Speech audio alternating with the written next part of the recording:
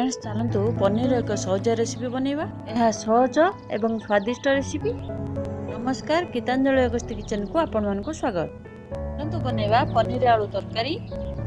आम नहीं पनीर 500 ग्राम, आलू 200 ग्राम।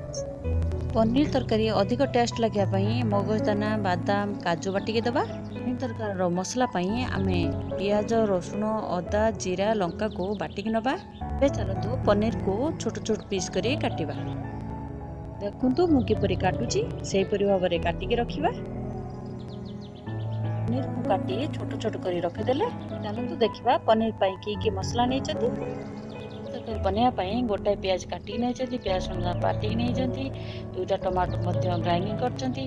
चलतु पनीर रे लुण हलदी रेड चिली पाउडर पकई भल भाव गोल रखिए। पनीर रे लुण हलदी रेड चिली पाउडर पकई भाजिले पनीर खाया को टेस्ट लगी था, देखा सुंदर लगे। तो गैस कड़े बसई अल्प तेल पकई पनीर को भाजी नवा। तेल भल भाव में गरम होगापर पनीर को पकेबा। कड़े रे पनीर लगे ना। पनीर पकड़ा पर 1 मिनट छाड़ीदबा। चलतु आर पट को लेउटाई दबा। देखो आम पनीर लाइट ब्राउन कलर आसीगला। चलतु एबे प्लेट को काढ़ी नबा। बेसी भाजिले पनीर हार्ड हो खाइबा को भल लगे ना। चलतु तरकार नेक्स्ट प्रोसेस आरंभ करवा।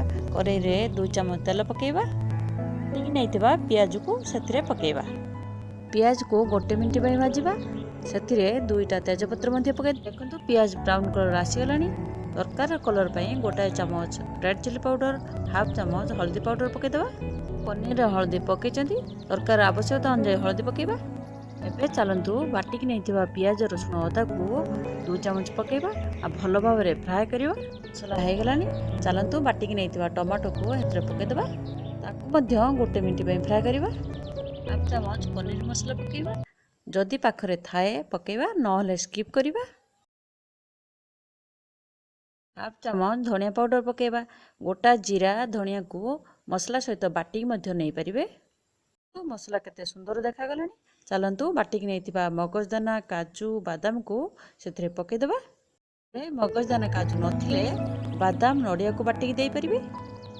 शीघ्र हाँपाई आम आलू को सीझेक नहीं पार कि भाजिक नहीं पार।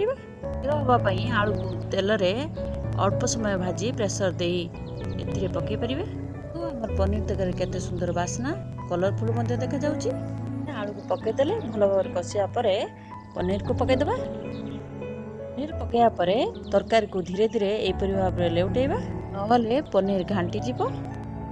चलतु अल्प टिके पानी दे रसा रसा करदबा। तरकारी रेडी हो गला। चलतु 2-3टा गुजराती कुटी पकईदबा। आ धनिया पत्र किछि पकईदबा।